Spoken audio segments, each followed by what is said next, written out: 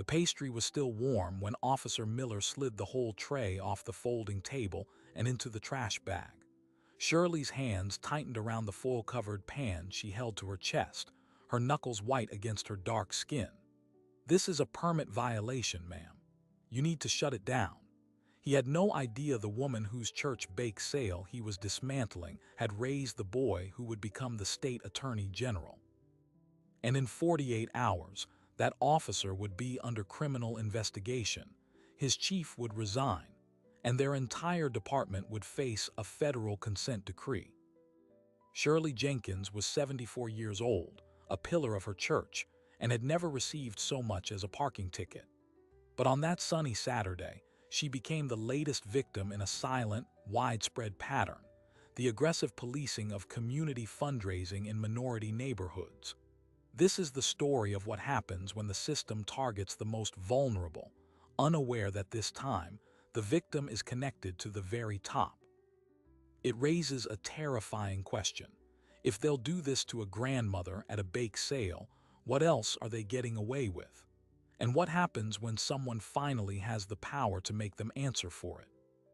To understand why that bake sale was a target, you need to understand two things: Shirley Jenkins's unshakable faith in her community, and the Mill Creek Police Department's quiet new revenue strategy. Shirley had organized the Mount Zion annual bake sale for 23 years. It was more than fundraising, it was a sacred tradition. The money kept the church's community kitchen open, serving hot meals to anyone who needed them, no questions asked. She raised her grandson, Marcus, in that church after his parents died in a car crash when he was 9. She taught him to bake her famous sweet potato pies at that very folding table. He'd go on to graduate top of his class at Howard University, then Yale Law. And now, at 38, Marcus Jenkins was the youngest state attorney general in the state's history, known for his relentless focus on police accountability. But on that Saturday, he was 300 miles away in the state capitol, completely unaware of what was unfolding in the parking lot of his childhood church. Meanwhile, the Mill Creek Police Department was facing a budget crisis. A failed municipal bond had left a $2 million hole. The solution, handed down from the city manager's office, was an informal directive: maximize revenue from code enforcement and low-level fines. It was presented as proactive community standards maintenance. In practice, it became a numbers game. Officers were given broad discretion to enforce a labyrinth of local ordinances, many of which were obscure and rarely used. Permit requirements for public gatherings were among them. The ordinance in question was Section 1247, a paragraph buried in the municipal code.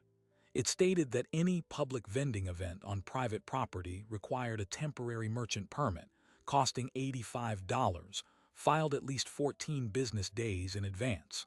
The law was designed for large flea markets or commercial festivals.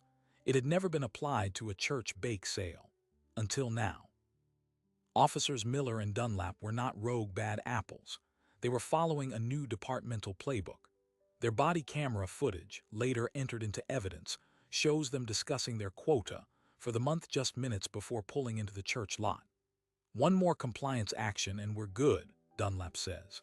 They saw the handwritten bake sale, all proceeds to community kitchen sign, the 3 elderly women behind the table, and decided it was an easy mark. What the footage also shows is Shirley's calm dignity. She explains it's a church function. She offers them a free slice of pie. Officer Miller, impatient, declares the event an unpermitted vending operation and begins his confiscation. The other women, Beatrice, Cora, and Lena, all in their 70s and 80s, look on in stunned silence as homemade cakes, cookies, and pies are dumped into black plastic trash bags. The emotional violence of the act is calculated. It's not about the food, it's about demonstrating absolute control. Shirley, holding the last pan to her chest, simply asks, "On whose authority?" Miller replies, "The law, ma'am. Now step aside or you'll be obstructing." The scene was captured on multiple phones. Cora's granddaughter, live streaming to Facebook for out-of-town family, caught the entire exchange. The video didn't just show the confiscation, it captured the trembling hands of the women, the casual contempt in the officer's posture, and Shirley's heartbreaking question, "Who will feed our people now?" The video spread locally first, a slow burn of outrage in the black community. It reached Marcus Jenkins's senior policy advisor, David Chen, around 7 that evening. David knew Marcus's story. He knew what Shirley meant to him. He also knew the Attorney General was in the middle of negotiating a fragile, statewide use of force reform package with police unions. Bringing this to him was a professional grenade. David made the call. He played the video over the phone. For 30 seconds, Marcus was silent. Then he asked 2 questions, his voice terrifyingly calm. "Are the officers identified?" And then, "Who is the police chief in Mill Creek?" David had the answers. Officers Ryan Miller and James Dunlap. Chief Frank Donovan, a 28-year veteran who'd publicly opposed the Attorney General's reform proposals just the week before. What happened next was not a grandson's rage. It was a prosecutor's cold ignition. Marcus Jenkins did not call his grandmother first. He called the head of the Special Investigations Division within his office. He authorized an immediate preliminary review into the Mill Creek Police Department's code enforcement practices, citing potential patterns of discriminatory application. He then placed a call to the county district attorney, whose jurisdiction included Mill Creek, and strongly suggested the officer's conduct warranted a criminal review for official misconduct and theft. He used the word felony. The DA, recognizing the political and legal earthquake that was beginning, agreed to open a file. But here, where the system is designed to slow things down, to bury the outrage in procedure, the DA's review would take weeks, maybe months. The police department would conduct its own internal affair investigation, which would likely clear the officers. The narrative would be framed as an unfortunate but correct application of a confusing ordinance. Shirley would be painted as a well-meaning but confused elderly woman breaking the law. The story would fade. Marcus Jenkins knew this playbook. He had studied it his entire career. To break it, he needed something more powerful than procedure. He needed irrefutable public evidence that this was not an isolated mistake, but a pattern. And he needed it before the department could circle its wagons. At 2 a.m., unable to sleep, he logged into a secure server his office used for sensitive investigations. He ran a data request. He cross-referenced all code enforcement actions issued by the Mill Creek Police Department in the last 18 months against census-tracked demographic data. The initial scatter plot appeared on his screen. Each dot represented a fine or citation. The cluster was unmistakable. They were overwhelmingly concentrated in the city's 2 majority Black and Latino neighborhoods, including the zip code containing Mount Zion Church. The offenses were trivial: overgrown grass, porch furniture violations, unpermitted garage sales, and bake sales. He then ran the names of the cited individuals through the state's court database. In over 60% of cases, the citizens had simply paid the fine, even if they believed it was unfair, because fighting it in court was more expensive and time-consuming than the penalty itself. It was a perfect, quiet revenue stream, and it was systematically targeting the poorest, most vulnerable communities. Marcus now had the pattern, but to make it stick, he needed the motive. He needed to prove intent. That meant finding the source of the pressure inside the police department. The budget directive, the informal quotas, the emails or memos that turned community policing into a collection agency. That evidence would be buried deep, protected by the blue wall. As the sun rose, Marcus finally called his grandmother. He heard the steel in her voice, the same tone she'd used when he'd wanted to quit law school. "Marcus," she said, "this isn't about me. They do this all the time. They just usually pick on people who can't fight back." Her words confirmed what his data was telling him. This was his case now, not as a grandson but as the state's top law enforcement officer. He dispatched 2 of his most trusted investigators to Mill Creek with a simple order: start knocking on doors. Talk to every person who'd received a citation. Document every story. collect every receipt, build the human mosaic behind the data points. Back in Mill Creek, Chief Frank Donovan was having his morning coffee when his deputy informed him of the Attorney General's data request. Donovan scoffed. It was a fishing expedition, a political stunt. He told his officers to cooperate on the surface but to say nothing substantive. He assured officers Miller and Dunlap they'd followed policy. The bake sale, he told the local paper later that day, was an unambiguous violation. My officers showed restraint and professionalism. But Donovan made one critical mistake. He assumed the fight would stay in the realm of paperwork and legal motions. He underestimated the weapon his officers had handed the Attorney General, a viral video of profound, emotional injustice. And he had no idea that Marcus Jenkins's investigators were about to uncover a paper trail that would lead directly to his own desk, and to a secret meeting that would shatter the department's facade forever. The paper trail began not with a dramatic memo, but with a routine invoice. One of Marcus's investigators, a former forensic auditor named Anya, was sitting in the Mill Creek City Hall Records Department, scrolling through digitized purchase orders. She was looking for anything related to police department training or consulting in the last 2 years. And there it was, a series of payments to a firm called Municipal Revenue Optimization Partners. Over $120,000. The description: strategic enforcement, protocol development, and performance metric implementation. Anya dug deeper. The contract was signed by City Manager Robert Greer and approved by Police Chief Frank Donovan. The performance metrics were attached. It was a spreadsheet. Columns listed various ordinance violations, from parking to noise to vending without a permit. Next to each was a target compliance rate and a monthly revenue projection. The bake sale fell under vending, unpermitted. The target for that category was 15 actions per quarter. Officers Miller and Dunlap had just helped the department meet its Q3 goal. This was the motive, quantified, but Marcus needed to prove the discrimination was intentional, not just a byproduct of where they chose to enforce. For that, he turned to the community itself. His other investigator, Leo, was spending 10-hour days in the neighborhood circled on Marcus's map. He carried a release form and a digital recorder.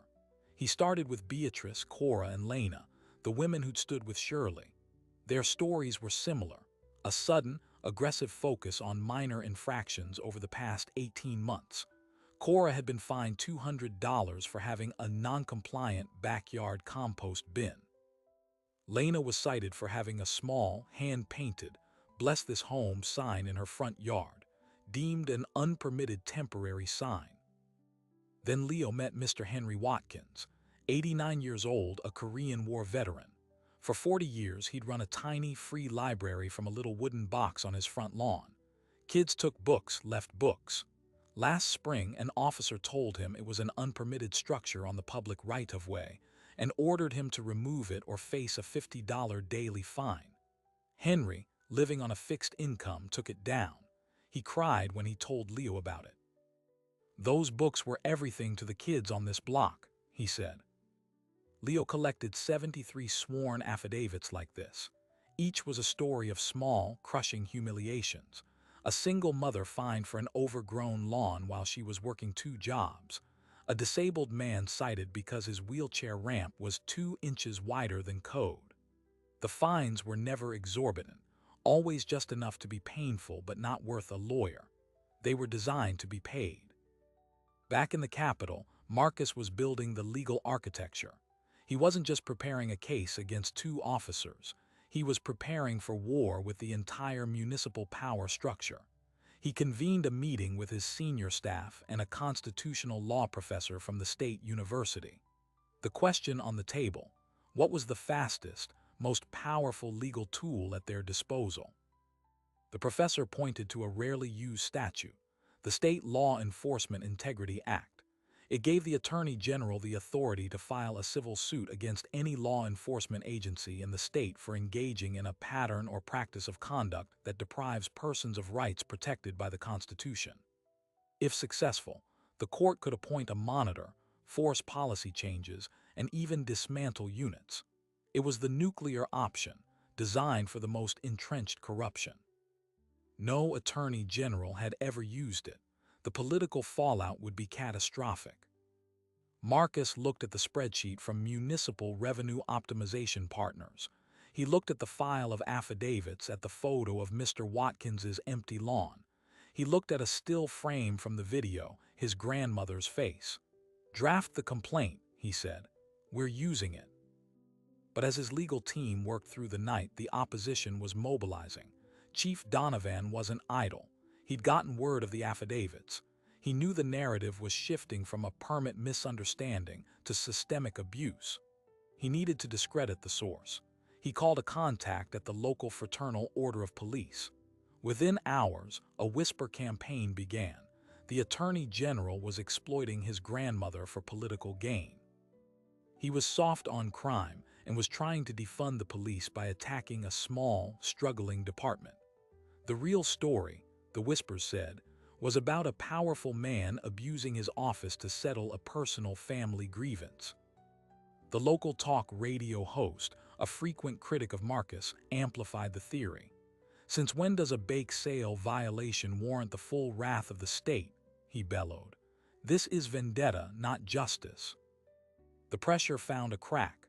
The county district attorney, feeling the heat from police unions and local politicians, called Marcus.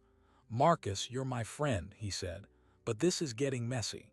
My review of the officer's conduct, it's inconclusive. The ordinance exists. They enforced it. It's not pretty, but it's not criminal. I'm dropping it."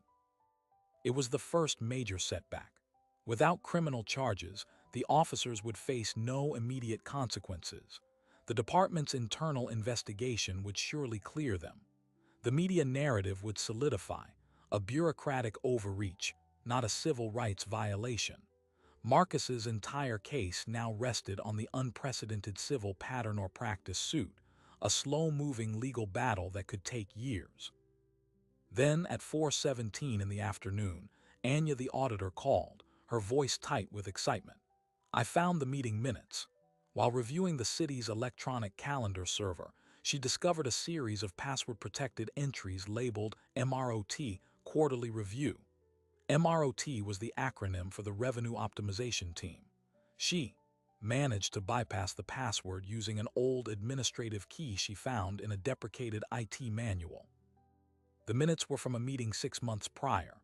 Attendees: City Manager Greer, Chief Donovan, and the lead consultant from Municipal Revenue Optimization Partners. The consultant's summary line was chilling. To achieve revenue targets, focus must remain on high-compliance neighborhoods where resistance is historically low and fine collection rates are high. Avoid areas with high rates of legal counsel retention. In plain English, target poor, minority neighborhoods where people can't afford lawyers. The minutes even included a map, with neighborhoods color-coded by enforcement priority. Mount Zion's zip code was shaded dark green. Maximum priority. This was the smoking gun. Not just discrimination in effect, but discrimination by design. It was the intent Marcus needed. He had them. He immediately filed a motion in state court for an emergency injunction to preserve all city and police department records, citing imminent risk of evidence destruction. The judge, reviewing the meeting minutes, granted it within the hour. A sheriff's deputy served the order at City Hall and police headquarters that evening, sealing server rooms and filing cabinets. Chief Donovan was livid. He called a press conference at 10 p.m., an unusual move that signaled panic.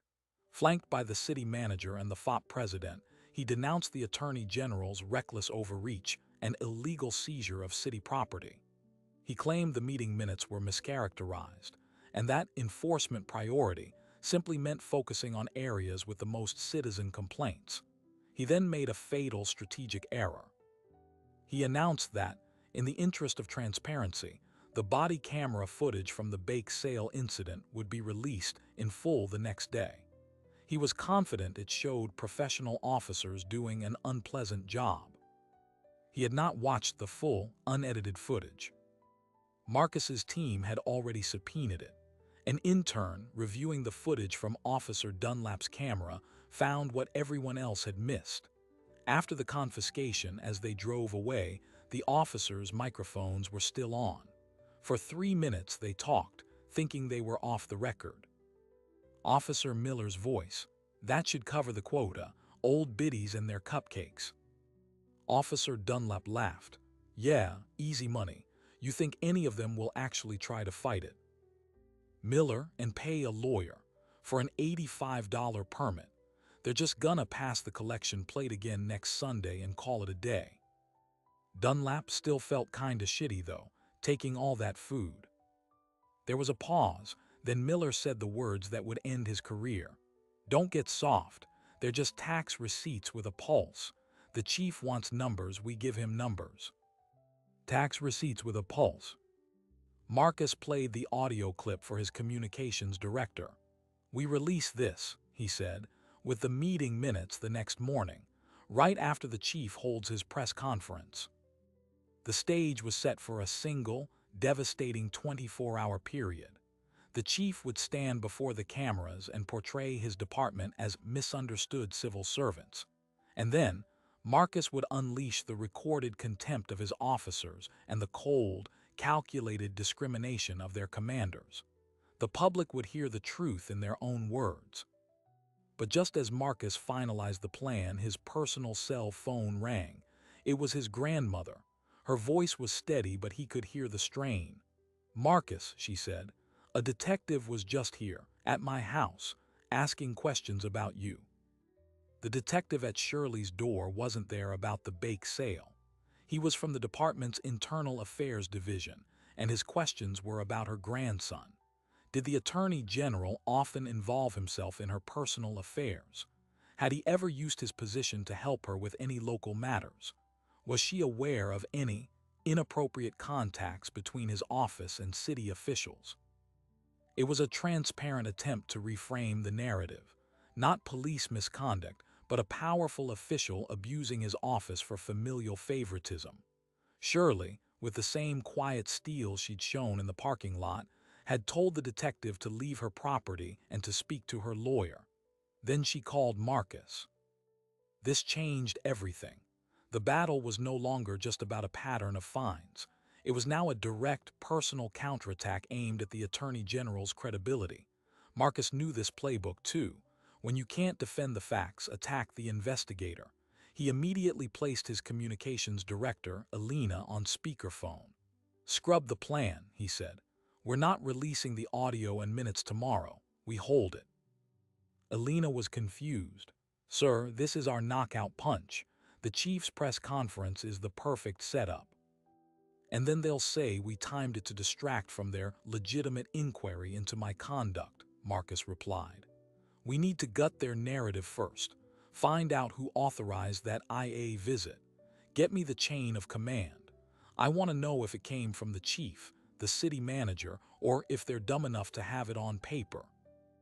While his team dug, Marcus made a decision that would define the entire case. He called the United States Attorney for the federal district.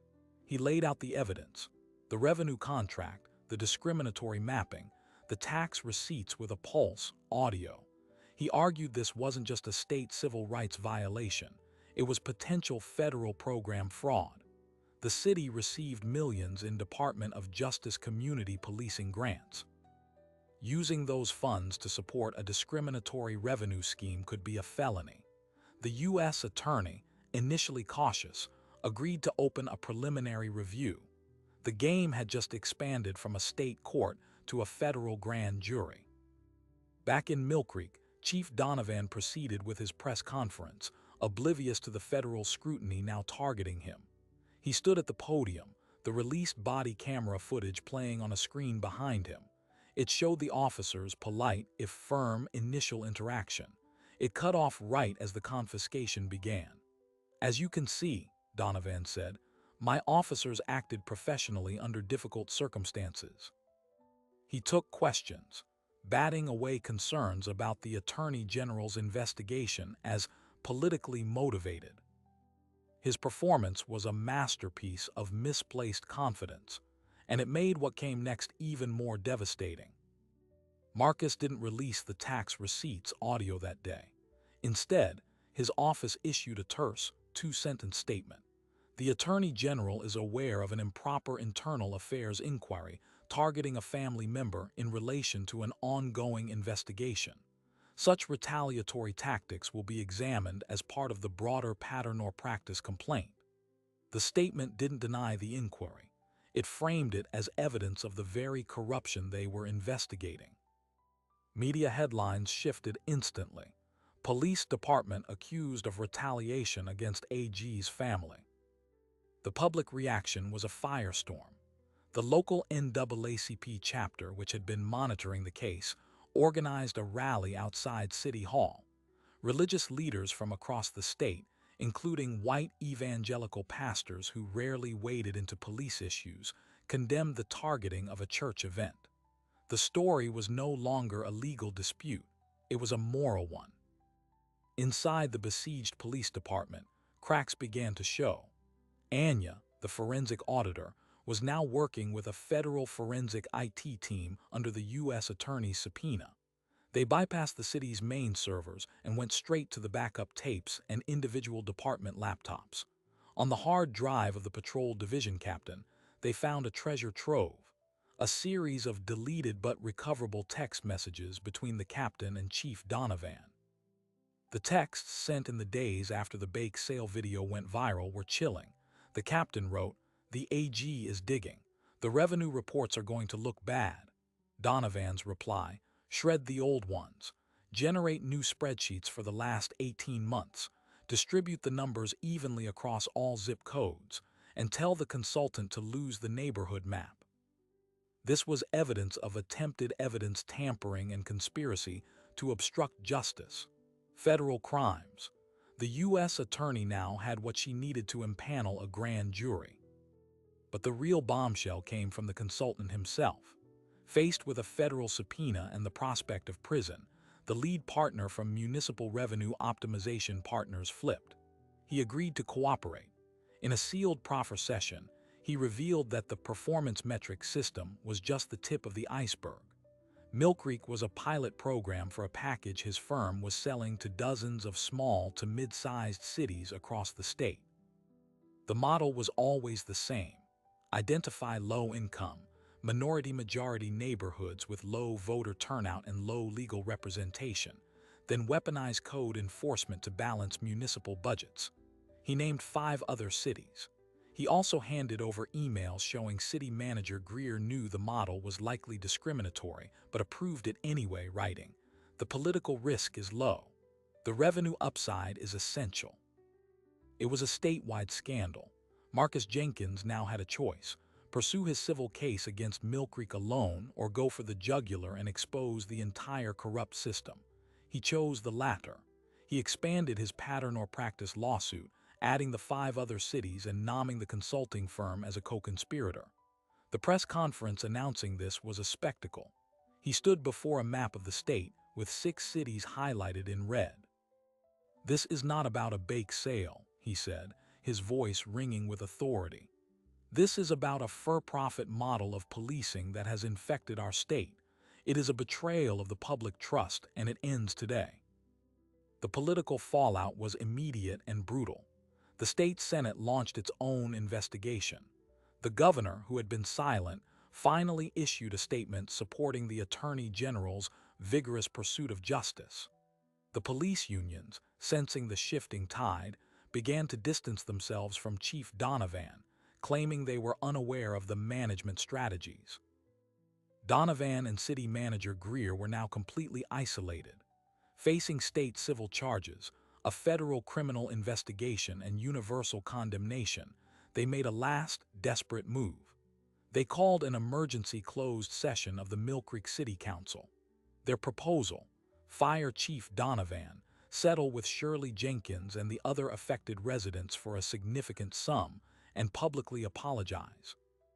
In exchange, they wanted the Attorney General to drop the broader lawsuit and the federal authorities to stand down.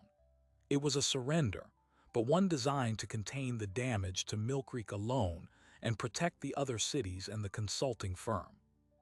They had a powerful ally on the council, the mayor, who was terrified of the city's liability insurance being canceled. The vote was scheduled for that evening.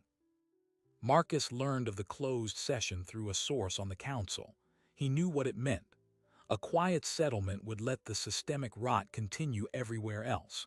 The consultant would just rebrand and sell his model to the next desperate town. The victory would be hollow. He needed to stop the vote, and he had only one card left to play, the original, unforgivable audio he'd been sitting on for days. The world needed to hear Officer Miller call his grandmother and her friends tax receipts with a pulse, not as a legal tactic, but as a moral lightning rod. As the city council members gathered behind closed doors, Marcus's office sent the audio file to every major news outlet in the state. He attached no statement, no legal argument, just the raw 3-minute recording. It aired on the evening news as the council was debating the settlement. The effect was electric. The public heard the contempt in the officers' voices. The phrase "tax receipts with a pulse" became an instant rallying cry. Protesters, who had been milling outside City Hall, swelled to thousands. Their chants could be heard inside the council chambers. The mayor, watching the news on his phone, knew the proposed settlement was now politically impossible. The council voted 6-3 not to approve it. They voted instead to publicly release all documents related to the revenue optimization contract and to place City Manager Greer on administrative leave. It was a total collapse of the city's defense, but in the chaos of that victory, a new and more dangerous threat emerged. Chief Donovan, realizing he was about to be sacrificed, picked up the phone. He didn't call his lawyer. He called a reporter from a notoriously partisan website, one known for trafficking in conspiracy theories, and he offered an interview. He was going to tell his side of the story. He was going to allege that the Attorney General had threatened him, that the evidence was fabricated, and that this was all a political coup to install a puppet police chief. He was going to take the whole case into the murky, unwinnable swamp of misinformation. As Marcus prepared to finally file his historic expanded lawsuit, his deputy rushed into his office, holding up a live blog on his phone. "Sir," he said, "you need to see this. Donovan is live, and he's not going down alone." Chief Donovan's live interview was a masterclass in desperation, but it contained one fatal, unforced error. On the Fringe website's live stream, sweating under the lights, he accused Marcus Jenkins of fabricating the tax receipts audio. "That tape is a deepfake," he insisted. "My officers are honorable men. This is a political hit job." The host, eager for the bombshell, asked how he could be so sure. Donovan, trying to sound tech-savvy, said, "Because I reviewed the original body cam metadata myself. The audio channel for that segment is empty. It was added later." He had just perjured himself on a public stream, and he had done it in ignorance. The Federal Forensic IT team had already cloned the body camera's original data storage. The audio was embedded in the same file as the video, recorded by the camera's internal microphone. It couldn't be added later. More importantly, Donovan had just admitted to personally reviewing evidence that was under a federal preservation order. He had tampered with the very evidence he claimed didn't exist. The U.S. attorney watching the stream immediately picked up the phone. Within an hour, federal agents were at Mill Creek Police Headquarters with a new warrant, specifically for the chief's work computer and the evidence locker logbooks. They found the digital footprints of his access. They also found that the original physical body camera used by Officer Dunlap had been checked out from the evidence locker the day after the lawsuit was filed, by Chief Donovan. It was returned the next morning. The federal affidavit would later state that the device's internal memory showed signs of an attempted, but incompetent, wipe. Donovan was arrested at his home before sunrise the next morning. The charge, obstruction of justice, evidence tampering, and making false statements to federal investigators. He was placed on unpaid leave by the city council, which was now in full panic mode.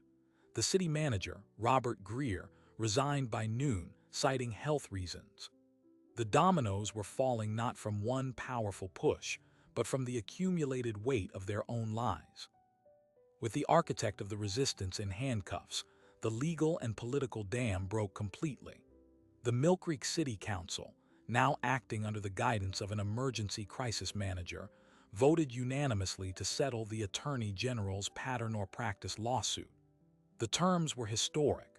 The department would enter into a federal consent decree, placing it under the supervision of a court-appointed monitor for 5 years.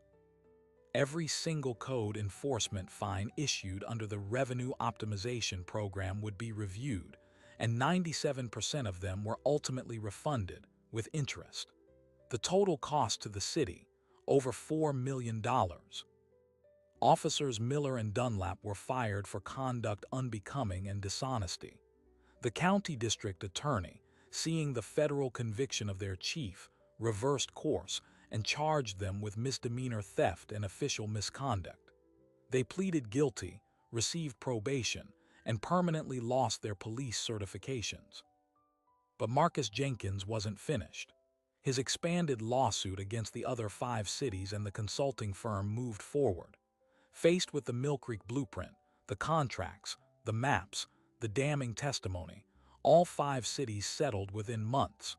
They repealed the punitive ordinances, established community review boards for police enforcement, and contributed to a statewide restitution fund. The consulting firm was dissolved, and its principals were barred from any future public contracts in the state. The financial and institutional consequences were staggering, but the human resolution happened on a sunny Saturday, 1 year to the day after the raid. Mount Zion Church's parking lot was once again filled with folding tables, but this wasn't just a bake sale. It was a community festival and a dedication. Shirley Jenkins stood at a new granite plaque at the entrance to the church's community kitchen, which had been renovated and expanded with funds from the lawsuit settlement. The plaque read, "The Nourishment Center, founded in faith, sustained by justice." The crowd was a mix of church members, neighbors like Mr. Watkins and Lena, state officials, and even a few reform-minded police officers from the new, interim Mill Creek command staff. Marcus was there not as the Attorney General but as a grandson. He helped Shirley lift the foil off a new tray of sweet potato pies. There were no permits to file, no officers lurking, just a community reclaiming its space. In his brief speech, Marcus did not mention lawsuits or consent decrees. He talked about his grandmother's pies. He talked about how food made with love isn't a commodity, it's a covenant. He said, "They thought they were seizing pastries. What they really tried to take was our sense of belonging, our right to gather and care for one another. Today, we take it back." The surprise, the final detail that sealed the story, came from Shirley herself. After the ceremony, a reporter asked her if she felt vindicated. She smiled and said, "Vindication is for courts. I wanted something simpler." She revealed that as part of her personal settlement with the city, she had requested one specific non-monetary item, the return of every single baked good that was confiscated that day. Of course, the food was long gone, so the city had to replace it. For the past month, the now reformed police department's community liaison officer had been quietly delivering trays of store-bought cookies and cakes to Shirley's door every Friday. And every Saturday, Shirley had been taking those very trays to the homeless shelter downtown. They paid their fine, she said, her eyes twinkling, in cupcakes. The system had tried to monetize her community's compassion. In the end, it was forced to literally replenish it, tray by tray. The poetic justice was perfect. The federal consent decree transformed the Mill Creek Police Department. The revenue quotas were abolished. Enforcement priorities were set by community input, not spreadsheets. The nuisance ordinance that triggered the bake sale raid was rewritten to explicitly exempt charitable and religious events. And in a move that would have been unthinkable a year before, the new police chief invited Shirley and other community leaders to help design the department's new training program on procedural justice. The story of the bake sale raid became a national case study in how to dismantle predatory policing. Marcus Jenkins's use of the pattern or practice statute became a model for other states, but the most enduring change was local. People in neighborhoods like Mount Zion's no longer saw a cruiser and felt a spike of anxiety about a possible fine. They saw a public servant. The trust, shattered in an instant, was being painstakingly rebuilt, batch of cookies by batch of cookies. As the festival wound down, Shirley and Marcus stood together, watching children play where the confrontation had happened. She looped her arm through his. "Your parents would be so proud," she said softly. "Not of the Attorney General, of the man." The journey that began with a trash bag full of homemade pies ended with a community stronger and a system forced to change. It proved that even the smallest act of injustice, when met with unwavering truth and unassailable evidence, could topple a corrupt structure. But it also served as a warning. This system wasn't created by one bad chief or two cruel officers. It was built, contract by contract, policy by policy, in the shadows of spreadsheets and municipal budgets. And it would take eternal vigilance to keep it from being rebuilt. The fight was over. The work, however, had just begun. So what does the story of a church bake sale actually tell us about power, justice, and the systems that are meant to serve us? It tells us that injustice often starts not with a riot or a dramatic standoff, but with a quiet, bureaucratic decision made in a city hall conference room. A decision to turn public safety into a revenue stream. A decision to see certain neighborhoods not as communities to protect, but as spreadsheets to optimize.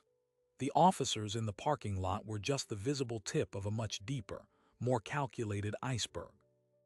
Shirley Jenkins got her personal justice. Her community got its kitchen. But the real victory was the precedent. It proved that a pattern of small, calculated humiliations, when documented and connected, can be challenged and dismantled.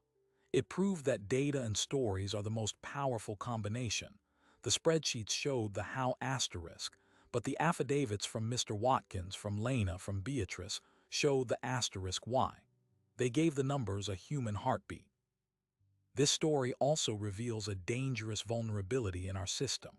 For years, this model operated in plain sight because it was designed to be invisible to those with power and unavoidable to those without. It relied on the crushing weight of inconvenience, the cost of a lawyer versus the cost of the fine. It only collapsed when its target happened to be connected to someone who could marshal the full force of the state in response. That is not a reliable safety net. It's a lottery. The lingering question is therefore unsettling. How many other Mill Creeks exist right now? How many other towns are balancing their budgets on the backs of their most vulnerable residents through selectively enforced codes, excessive fines, and fees? The consulting firm may be gone, but the economic pressures on municipalities remain. The temptation to criminalize poverty for revenue never really goes away. What the consent decree and the returned fines accomplished was more than restitution. They recalibrated a relationship. They forced the institution to see the people not as data points or tax receipts, but as partners. That is the hardest and most essential work of justice.